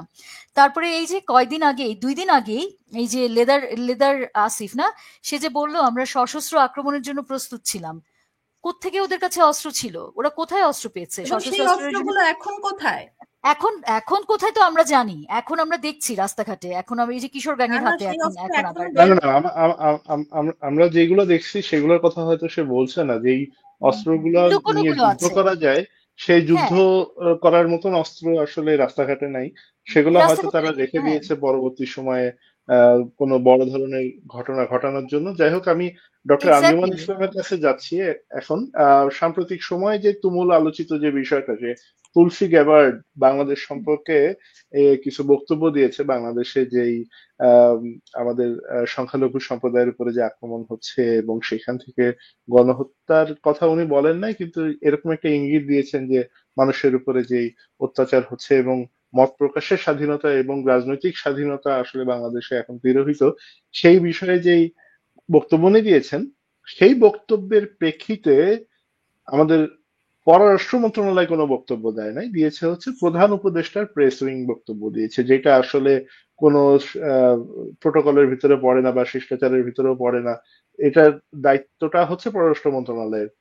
এবং সেখানে আমরা একটা জিনিস খুব চমৎকৃত হলাম দেখে, সেটা হচ্ছে যে প্রেস উইং যে বক্তব্যটা দিয়েছে, এই প্রেস উইং এর বক্তব্য ফ্রান্স এমবাসির ফেসবুক পেজ থেকে শেয়ার করা হয়েছে। শেয়ার করেছে। It's really interesting. কারণ হচ্ছে একটি দেশে অবস্থিত একটি এমবাসির ফেসবুক পেজ কখনো এটা কি করতে পারে? একটি অনির্বাচিত সরকারের যে বক্তব্য, সেই বক্তব্যটাকে শেয়ার দিয়ে আসলে তারা এন্ডোর্স করার চেষ্টা করতেছে। এই যে মানে এক ধরনের ঘোলাসা, একটা ধোঁয়াশার ভিতরে আমরা আছি, একটা ঘোলা জলের ভিতরে আমরা আছি। এই যে এই বিষয়টাকে নিয়ে আপনার আপনার আপনার বিশ্লেষণটা কি? আপনার কাছে কি মনে হয়? এখন মানে খুবই প্রাসঙ্গিক প্রশ্ন, এবং ওই যে going back to your original title of your today's show, যে কাদের হাতে দেশ, দেশ এখানে কিন্তু ওইটাও আবার খাটে। তুলসী গ্যাবার্ড যেটা বলেছেন আর কি, national intelligence director of USA, যে জঙ্গিদের হাতে দেশ, মানে প্রগতিশীলতার বিরোধীদের হাতে দেশ আসলে, যেটা উনি বলতে চেয়েছেন। তো তুলসী গ্যাবার্ড খুব সাকসিন্টলি 2-3টা সাক্ষাৎকারে উনি বলেছেন, এবং উনি she was very clear about it. এবং সেটার প্রেক্ষিতে যে ফেসবুক, কিশোর লোচন বোধহয় বলছিলেন যে এই সরকারের তো সবকিছুই ফেসবুক ভিত্তিক। তো ওনারা পররাষ্ট্র লেভেলে মানে এমবেসি টু এমবেসি কোনো যোগাযোগ না করে, ডেকে না পাঠিয়ে বা একটা প্রতিবাদ লিপি না দিয়ে, ওনারা সরাসরি ফেসবুকে একটা প্রতিক্রিয়া দিলেন এবং সরাসরি বলে দিলেন তুলসী গ্যাবার্ড, যিনি 12টা বা 13টা ইন্টেলিজেন্স প্রতিষ্ঠানের হেড ইউএস এর, উনি নাকি সম্পূর্ণ মিথ্যা কথা বলছেন। এবং আমরা 32 নাম্বার ভাঙার পরে, গুড়িয়ে দেবার পরে যে ওখানে বিভিন্ন রকম নিষিদ্ধ সংগঠনের পতাকা উড়েছে, তারপরে বায়তুল মোকাররম থেকে বিভিন্ন পতাকা ওড়ে, এবং তুলসী গ্যাবার্ড যেদিন এই কথাটা বললেন সাক্ষাৎকারগুলো, তার পরের দিনই কিন্তু ঢাকা ইউনিভার্সিটিতেও দেখলাম নিষিদ্ধ ঘোষিত সংগঠনের পতাকাগুলো উঠছে। এগুলোর মানে সবকিছুকে ডিনাই করে, যে সরকারের যে সবকিছুকে একটা ডিনায়ালের যে একটা প্রবণতা, সেটাকে আবার মানে পাকাপোক্ত করার জন্যই এই ফেসবুক স্ট্যাটাসটা দেওয়া হলো, যে এটা হচ্ছে পুরোপুরি ভিত্তিহীন, পুরোপুরি মিথ্যা। সেটা আবার ফ্রেঞ্চ এমবেসি থেকে সরাসরি শেয়ার দেওয়া হলো। মানে কি যে চলছে। তো তারপর অবশ্য ওটা প্রতিবাদের মুখে হোক যেটাই হোক, ওটাকে নামিয়ে নিয়েছে তারা, কিন্তু এটা কোন রকম প্রোটোকলেরই ধার ধারে না। আপনি প্রোটোকলের কথা বলছেন, ইউএন সেক্রেটারি জেনারেল যে বাংলাদেশে এসে গেলেন, অ্যান্টোনিও গুতেরেস, উনি, এটা কোনোদিনও হয়েছে যে একটা ইউএন জেনারেল সেক্রেটারি বাংলাদেশে এসছেন, যে কারণেই হোক, রোহিঙ্গাদের সাথে উনি মানে কিসের সাহায্য, উনাকে ওই 1 লাখ লোকের ইফতার করানোর জন্য যত টাকা আরো খরচ হলো বাংলাদেশের, তাই না? তারপরে উনার পিছনের জন্য, অথচ প্রোটোকলের ধার না ধরে উনি স্মৃতিসৌধে গেলেন না শ্রদ্ধা জানাতে শহীদদের প্রতি, উনি প্রেসিডেন্টের সাথে দেখা করলেন না। মানে প্রোটোকল তো বলে আসলে কিছু নেই সেইখানে। তারপরে কি হলো, কখনো কোনো রাষ্ট্রপ্রধানকে দেখছেন যে হচ্ছে ওনাকে রিসিভ করছে, জাতিসংঘের যিনি প্রধান তাকে সাথে নিয়ে ঘুরে বেড়ানো, ঘুরে বেড়াচ্ছে। তখন আবার কি হলো, এইটাকে নিয়ে যখন কথাবার্তা হলো, সে তো রাষ্ট্রীয় সফরে আসে নাই, সে আসছে বন্ধুর ডাকে, আসছে, দোস্ত তুই একটু আয়, তুই আসলে আমার একটু মূল্য বাড়ে। হ্যাঁ, মানে ওনাকে দিয়ে হয়তো কিছু কথা বলাতে চেয়েছিলেন, যে কারণে আবার ওই যে একটা গোল টেবিল আয়োজন হলো। বিএনপি মহাসচিব ফখরুল ইসলাম বললেন যে এটা কেন হলো আমি বলতে পারি না, ওখানে কিন্তু মাত্র 7টা দলকে ডাকা হয়েছে। কেন বাংলাদেশের অভ্যন্তরীণ বিষয় নিয়ে কথা বলবে, এক্স্যাক্টলি। আর ওখানে মাত্র 7টা দল ছিল, 7টা দল সবাইকে ডাকেনি, সাজানো মনে হচ্ছিল অনেকটা, বলতে পারি না। কিন্তু তখন আবার কি হলো, হঠাৎ করে দেখলাম সামনে চলে আসলো কি স্টারলিংকের সাথে নাকি গ্রামীণের চুক্তি হবে। মানে একটাকে ধামাচাপা দেওয়ার জন্য এক একটার পর একটা। তো স্টারলিংক নিয়ে আমরা কি করব, কারণ এটা এত দামি স্যাটেলাইট, মানে এগুলা হয় কি, ধরেন অ্যামাজনের বনের ভিতরে যেখানে আর কি তার বা অপটিক্যাল ফাইবার বা এগুলো দিয়ে ইন্টারনেট পৌঁছানো যাচ্ছে না, সেইখানে স্যাটেলাইট ভিত্তিক ইন্টারনেট, বা কেউ যদি একটা একদম অ্যান্টার্কটিকাতে বাস করছে সেখানে হয়তো সম্ভব, বা সমুদ্রে আপনার জাহাজে ইন্টারনেট লাগবে সেখানে। আমাদের এত ঘন বসতিপূর্ণ এলাকা, মানে আমরা এক একজনের ওয়াইফাই আরেকজন ইউজ করতে পারি, তাই না? মানে এত কাছাকাছি আমরা সবাই থাকি, সেখানে এইরকম, আর তার মধ্যে আবার দেখলাম 1 কোটি কত লাখ ইন্টারনেট ব্যবহারকারীও কমে গেল। তো আপনি মানে আপনার প্রশ্নটাতেই আবার ফিরছি আর কি, বাঁধন, যে এখানে প্রোটোকল কি আর কে যে কেন কি করছে।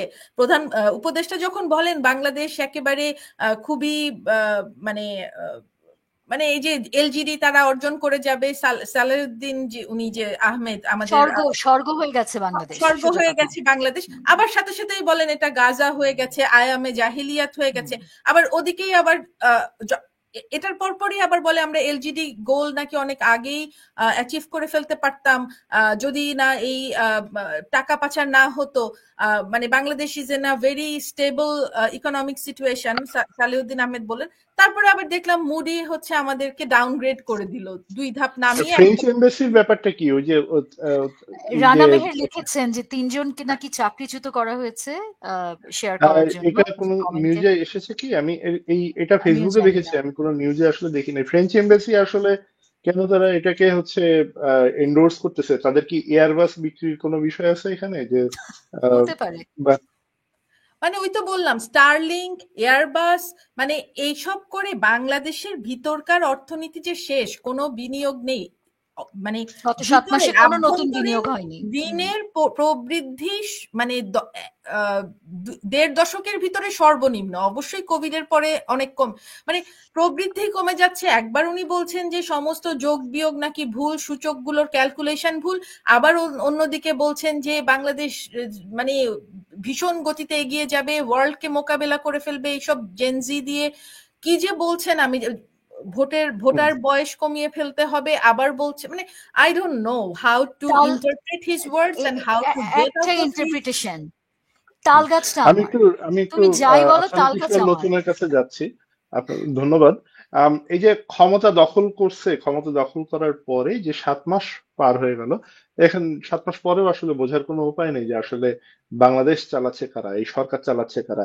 মাঝে মাঝে মনে হয় যে উপদেষ্টারা সরকার চালাচ্ছে, কখনো মনে হয় যে সাবেক সমন্বয়করা সরকার চালাচ্ছে, কখনো মনে হয় নতুন যে কিংস পার্টি তারা বলছে যে সরকারের সাথে আমাদের কোনো সম্পর্ক নেই, কিন্তু তারা যা বলছে সরকার তাই করছে। এবং সরকারকে মনে হচ্ছে তারাই চালাচ্ছে, পুলিশ বাহিনী থেকে বা আর্মিকে হুমকি ধামকি দিয়ে আক্রমণ করা থেকে শুরু করে তারা মনে হচ্ছে বাংলাদেশের এখন সবচেয়ে শক্তিশালী অবস্থানে আছে। কিন্তু উপদেষ্টারা আবার এদিকে আনুষ্ঠানিকভাবে কিছু বলছে না। যে রিসেট বাটন শব্দটা উচ্চারণ করার পরে ডক্টর ইউনূস যেই রিটালিয়েশনের শিকার হয়েছিলেন, বা মানুষ যে কথা বলে তাকে একটা অবস্থানে নিয়ে গেছেন, এবং তারা যখন বুঝতে পারলেন যে এই জায়গাটা আসলে বলাটা ঠিক হয় না, তখন হম্বিতম্বি শুরু করেন হচ্ছে প্রেস সচিব শফিকুল ইসলাম। এবং শফিকুল ইসলাম এখন হচ্ছে সরকারের মুখপাত্র হিসেবে এখন পর্যন্ত উনি কথা বলে যাচ্ছেন, যদিও উনি সরকারের মুখপাত্র কম, বরং রাজনৈতিক নেতার মতন উনি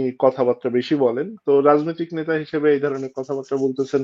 মানে এখানে ক্ষমতাটা আসলে কার হাতে, এই বিষয়টা আসলে পরিষ্কার না।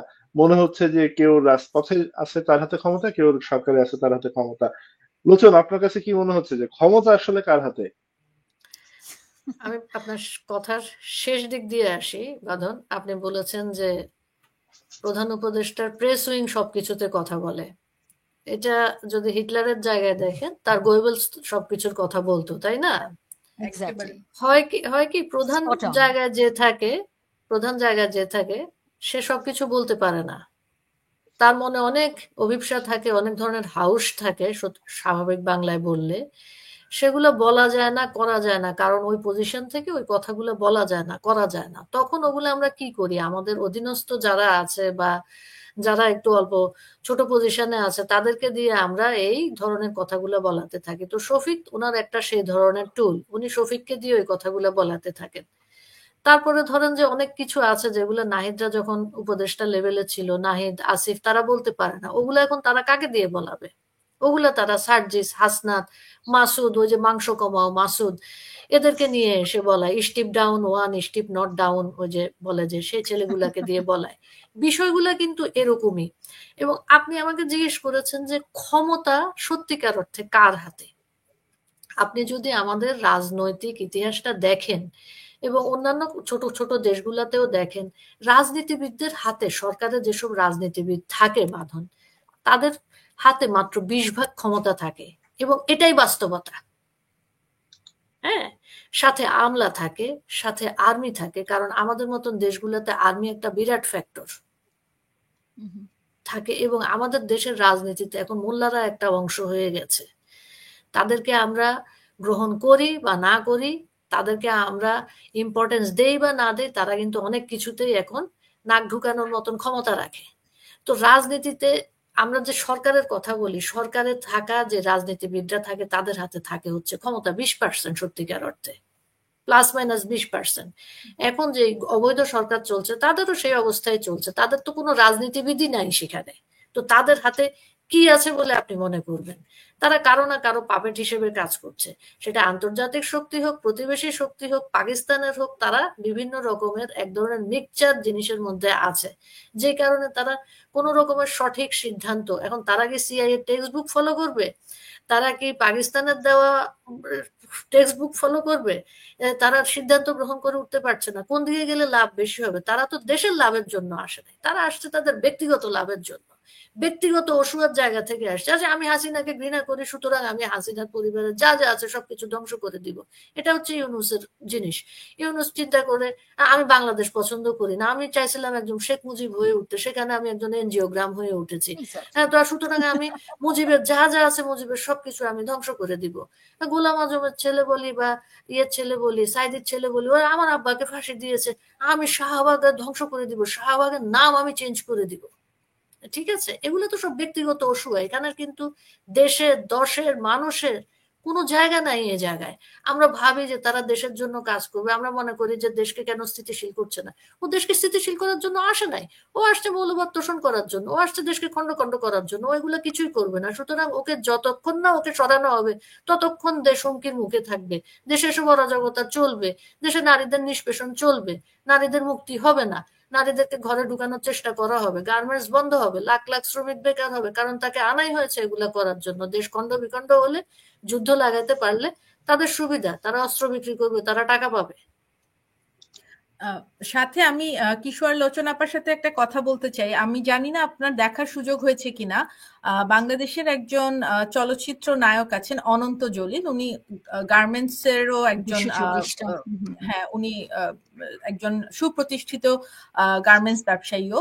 তো উনি বলছিলেন যে আমরা কিভাবে ফেব্রুয়ারি মাসের বেতন দিতে হবে, মার্চের মাসের বেতন দিতে হবে এবং বোনাস দিতে হবে, এই তিনটা বিষয় আমরা কিভাবে গার্মেন্টস মালিকরা এটা এনশিওর করব। এছাড়া ওটা হচ্ছে ওই যে ইয়ের অংশ, মানে কমপ্লায়েন্সের অংশ, যে এইগুলো কমপ্লাই না করলে পরে ওনাদের এই লাইসেন্সই বাতিল হয়ে যাবে গার্মেন্টস বিজনেস করার।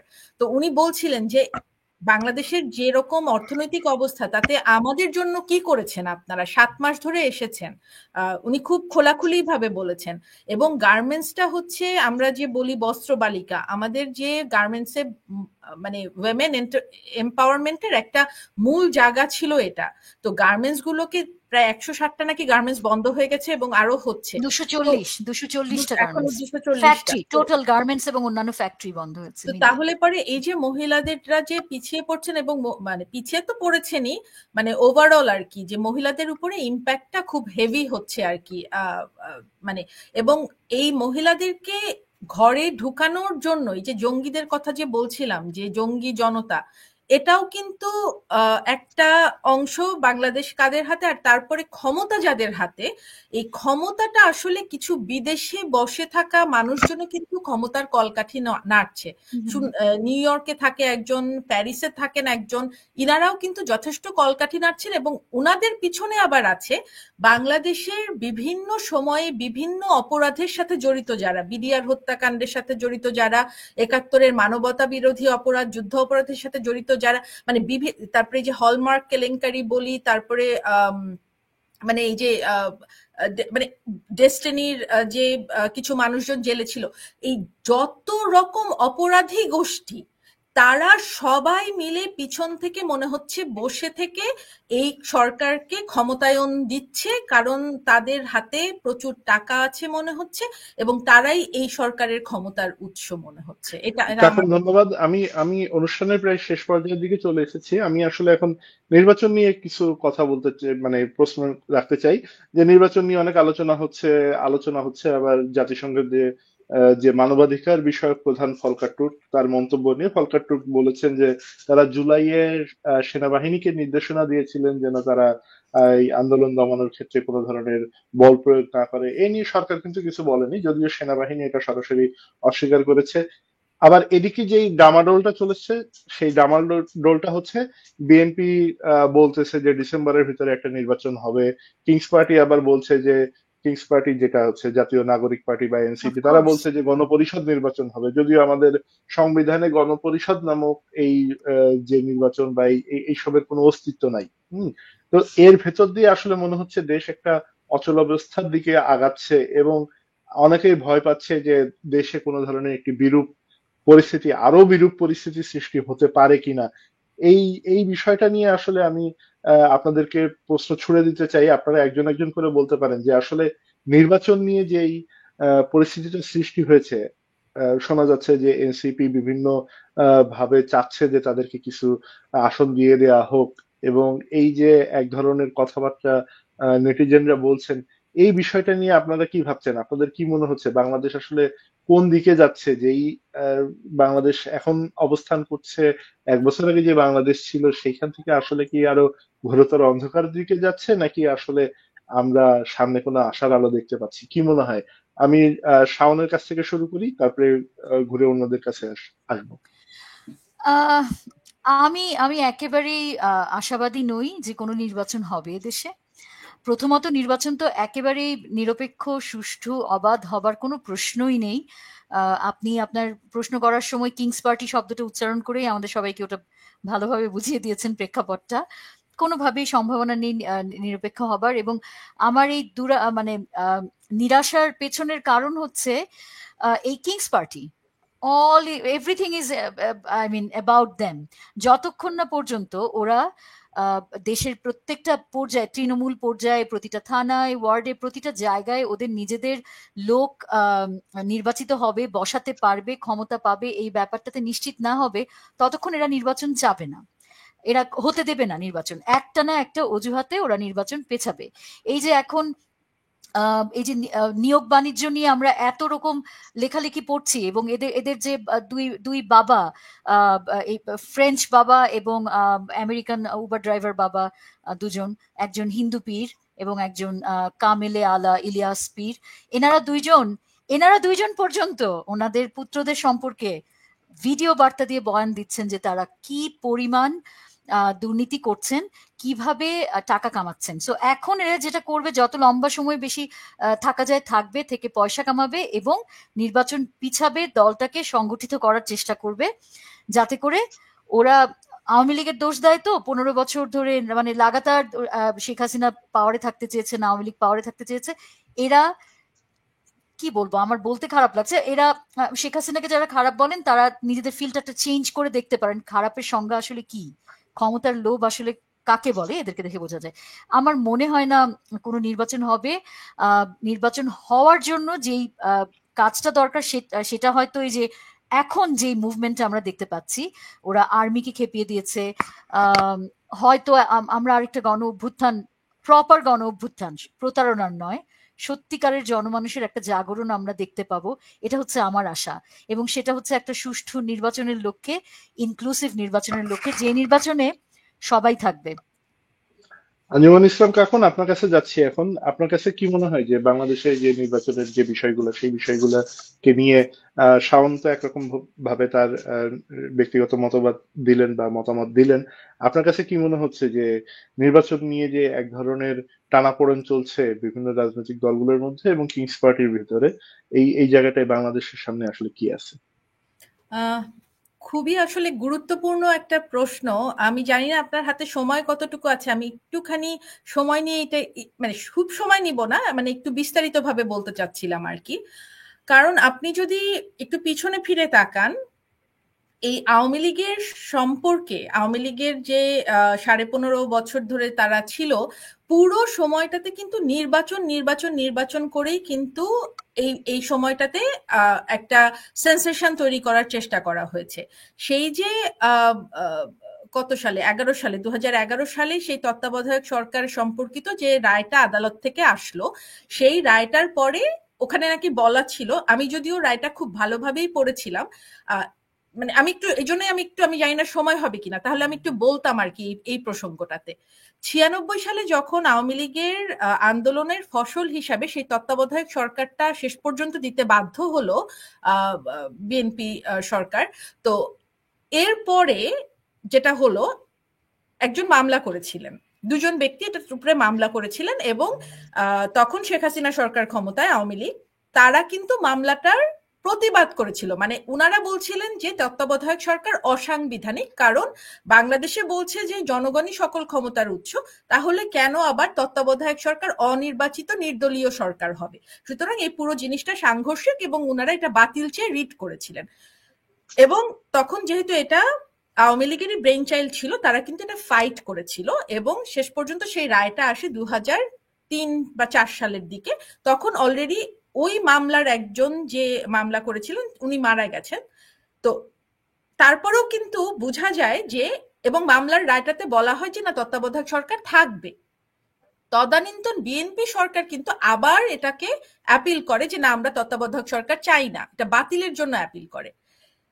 তারপরে 2011 সালে যখন এই রায়টা পুরোপুরি আসলো, বলা হলো যে যদি সরকার চায় অন্যভাবে একটা নির্বাচনকালীন সরকার করতে পারে, সরাসরি যেই মানে সেই সময়কার যে সরকার পুরো মানে যে ক্ষমতায় যারা, তারা না করে নির্বাচনকালীন সরকার হতে পারে, কিন্তু জনপ্রতিনিধি দিয়েও হতে পারে বা একটা অন্যভাবে।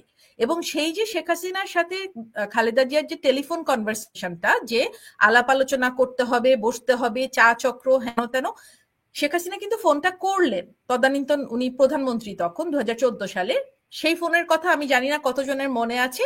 খালেদা জিয়া তো উনাকে বিভিন্ন খুবই বাজে ভাষায় উনার প্রত্যুত্তর দিলেন এবং তারপরে শেষ পর্যন্ত যাই হোক ইলেকশনের ডেট ঘোষণা হলো 5 জানুয়ারি 2014 সালে। এখন আমার প্রশ্নটা এখানে, কোন দল নির্বাচনে আসবে কি আসবে না সেটা তো অন্য দলের উপরে নির্ভর করে না। এখন যেরকম নাহিদ ইসলাম এনসিপির, উনি যে বলে দিচ্ছেন যে আওয়ামী লীগ ইলেকশনে আসতে পারবে না, এটা তো অন্য কোনো দল বলতে পারে না। এটা নির্বাচন কমিশন তাকে যদি নিবন্ধন বাতিল করে, যেরকম জামাত ইসলামীর এখন নিবন্ধন নাই, তারা নির্বাচন করতে পারবে না, এটা সেরকম একটা ব্যাপার। কিন্তু অন্য একটা রাজনৈতিক দল তো এটা বলে দিতে পারে না যে এই দলটা রাজনীতিক মানে নির্বাচন করতে পারবে কি পারবে না। এখন সেখান থেকে আমি যে প্রশ্নটাতে যেতে চাই, মানে প্রশ্ন না, মানে যে পয়েন্টটাতে যেতে চাই, বিএনপি ইলেকশনে অংশগ্রহণ করেনি এই ধোঁয়া তুলে যে নিরপেক্ষ বা একটা সুষ্ঠু নির্বাচন হবে না। এখন এটা কিন্তু কোনোদিনও আওয়ামী লীগ করে নাই। এমনকি 1978 সালে সম্ভবত জেনারেল জিয়ার আন্ডারে, তখনকার যে কিংস পার্টি, বিএনপি নামক যে কিংস পার্টির আন্ডারে যে ইলেকশন ছিল, ওখানেও কিন্তু আওয়ামী লীগ গেছিল। কেন আওয়ামী লীগ সবসময় 1986 সালেও যে হ্যাঁ যখন হচ্ছে এরশাদের সময় যে নির্বাচনটা হলো, এই সেখানে জায়গাটাতে এসে আওয়ামী লীগ কখনোই চায় না যে তার যে ভোটার বেস, তারা এই নির্বাচন নামক উৎসবটার থেকে দূরে থাকুক। আমি একজন নেতা যদি হয়ে থাকি, আমি ইলেকশনে হেরে যাব, এই পরাজয়ের গ্লানি আমি মেনে নিব, কিন্তু তারপরও আমার ভোটাররা যাতে ভোট কেন্দ্রে গিয়ে তাদের মার্কাটাতে সিল দিতে পারে, এই দায়িত্ব কিন্তু ওই রাজনৈতিক দলের নেতাদের। এখন সেই রাজনৈতিক দলের নেতা বিএনপিরা কেন ইলেকশনে যায়নি, এবং যে কারণে একটা বড় জনগোষ্ঠী বলে আমরা ভোট দিতে পারিনি, কারণ ওইটার বলেন না, উজ্জ রাখেন যে আমার মার্কাটা ছিল না। তো এখন এই মানে ইলেকশনটা তো আসলে মানে একটা তো হচ্ছে রাজনৈতিক মানে এখনকার সামাজিক পরিস্থিতি বা আইন শৃঙ্খলা পরিস্থিতি বা ইচ্ছা, এগুলোতে ইলেকশনটা কতটা হওয়ার সম্ভাবনা আছে সেটা একটা কথা। আর অন্যদিকের যে কথাটা সেটা হচ্ছে ইলেকশন হলে অবশ্যই আওয়ামী লীগ ইলেকশনে যাবে, এবং যদি কোনোভাবে, পাকিস্তানের উদাহরণ আছে, যদি কোনো কারণে আওয়ামী লীগকে ইলেকশনে যেতে না দেওয়া হয়, অবশ্যই তাদের প্রার্থীরা, তাদের আওয়ামী লীগের যে নেতারা আছেন, কর্মীরা আছেন, তারা হয়তো স্বতন্ত্রভাবে দাঁড়াবেন বা কিছু একটা তারা করবেন। সুতরাং আমি ইলেকশন হলে আওয়ামী লীগ যোগ দিতে পারবে কি পারবে না সেটা নিয়ে আমি মোটেই চিন্তিত না। মানে আওয়ামী লীগ একদম ইলেকশনমুখী দল, আমি আওয়ামী লীগের কেউ না, কিন্তু আমি যতটুকু দেখে এসছি ইলেকশন হলে যে কোনো ভাবেই তারা পার্টিসিপেট করবেন। কিন্তু এই যে আওয়ামী লীগকে ঠেকানোর জন্য যে গত 15 বছর ধরে বিএনপি যে কথাটা বলে গেল, আমরা ইলেকশন করতে পারছি না, আওয়ামী লীগ আমাদেরকে দিচ্ছে না, এখন কি হচ্ছে? এখন কেন সেরকম করে তাদেরকে মাঠ কাঁপিয়ে ফেলতে দেখছি না? কেন তাদেরকে মহাসমাবেশ করতে দেখছি না যে আমাদেরকে ইলেকশনের দাবিতে? সেটা আমি জানি না। সুতরাং ইলেকশনের মূল্য দেখিয়ে জনগণকে বিভ্রান্ত করেই এই আন্দোলন পর্যন্ত নিয়ে আসা হয়েছে, শেখ হাসিনাকে বাংলাদেশ ছাড়া করা হয়েছে, কিন্তু তাতে করে ওই ইলেকশন হচ্ছে না বলে সেন্সেশন তৈরি করা গোষ্ঠীটার কি লাভ হচ্ছে সেটা আমি জানি না। একটা ধন্যবাদ। আইরনি ধন্যবাদ। আমি শুধু একটুখানি যোগ করতে চাই। আমার এক বন্ধু ইনবক্সে লিখেছে, I want to say this, যে একটা অনিবন্ধিত দল, 3 সপ্তাহের দল বাংলাদেশের জন্মদাতা সবচেয়ে প্রাচীন নিবন্ধিত দলকে নির্বাচন করতে দেবে না বলছে। এর থেকে বড় ধৃষ্টতা আর কি হতে পারে? নন ঠিক বলেছেন ইনক্লুসিভ। ফারজাহান। ফারজাহান শাওন ঠিক বলেছেন। আমি এখন ধন্যবাদ শেয়ার করার জন্য। সর্বশেষ যাচ্ছি আফসানা কিশোর লোচনের কাছে। আমাদের নির্বাচন নিয়ে যে আলোচনাটা চলছে, এই আলোচনার মধ্য দিয়ে আপনার বাংলাদেশের ভবিষ্যতের কি মনে হচ্ছে? আমরা বাংলাদেশের ভবিষ্যৎ কি আমরা অন্ধকার নাকি আমরা আলো? সত্যিকার অর্থে প্রোগ্রামের একদম শেষে চলে এসেছি। আমরা 1 ঘন্টা জি 15 মিনিট হয়ে গেছে। আমি আপনাকে একটা কমেন্ট পড়ে শোনাই। ওইটা আওয়ামী লীগের পেজে করা হয়েছে কমেন্টটা। আমাদের একজন সহযোদ্ধা করেছেন। আমি এখানে দেখাতে পারছি না। আমি আপনাকে পড়ে শোনাচ্ছি। শুধু লাইভে আলোচনা করে কি লাভ হবে? দেশকে এই ভয়ঙ্কর মৌলবাদীদের হাত থেকে রক্ষা করতে আর কতদিন অপেক্ষায় থাকতে হবে আমাদের? আর কত এদের সহ্য করতে হবে? আমি এই কমেন্টের সূত্র ধরে বলতে চাচ্ছি যে নির্বাচন হবে, নির্বাচন হতেই হবে। কিন্তু এখানে একটা কিন্তু আছে, সেটা হচ্ছে গিয়ে আমরা সিরিয়ার ক্ষেত্রে দেখেছি জোলানি এসেই, আল কায়েদার জোলানি এসেই বলেছে যে 5 বছর কোনো নির্বাচন হবে না। এখন আমাদের এখানেও কিন্তু ওই সফট জোলানি বসে আছে। পেছনে জামাতের শফিকুররা বসে আছে, সামনে ইউনূসকে সামনে দিয়ে।